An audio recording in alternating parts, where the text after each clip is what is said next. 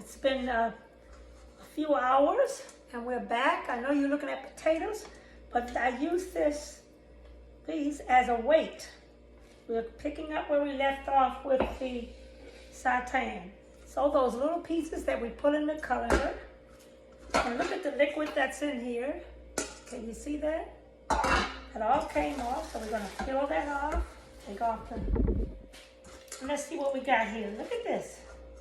One solid mass. Remember, it wasn't like this when we put in there. You the tape. So, we have to move these out the way. Now I have some more prepping up, and then this is what we're gonna have to do with this. Now we have another bowl. Remember there were two of them. I used anything I could to weigh them down. So I had a bowl with some garlic, and I added some potatoes for weight. And let's see what kind of liquid came in that. Look at that. So this is what you want. Now this is what you're left with, the Seitan gluten. One solid mass. I don't know where we can make sure we can see that. One solid mass. Look at that. Don't look at me. Look at the meat. All right, let's see. Get my hands clear here. All right, now we have to have something to weigh them down because we're going to braid them first.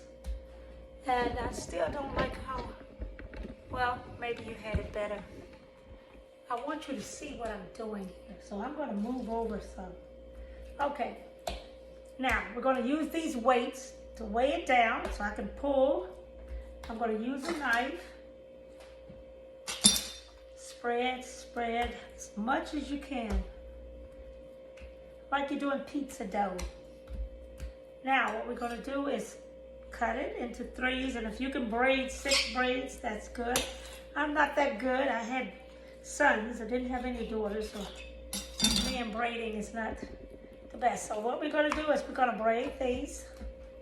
Now over on the stove I have 2 pans because we have 2 of these. I have a little oil in them. We're going to sear them. And then I made my chicken broth out of nutritional yeast flakes and spike. So I'm braiding. I didn't know how to do this much.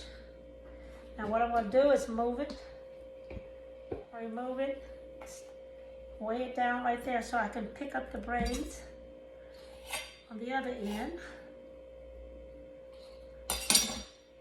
Anyway, get it all braided up. And then we're going to knot this. Okay, the more braids you have, the tighter it is, the more chicken shred. And remember that we didn't wash it until it was completely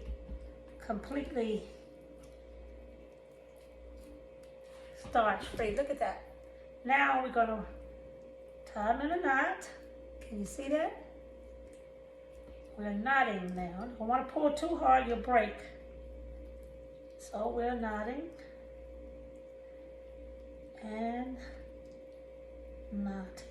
The more knots, the better your shreds of chicken.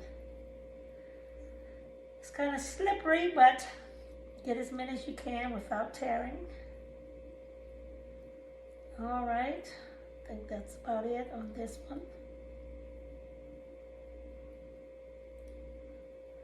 Okay, I'm gonna tuck that on. I got some bell pepper on there, pepper seeds. Now, here's the second one. We're gonna stretch it out as much as we can. Cuff it under there, pull. Cut.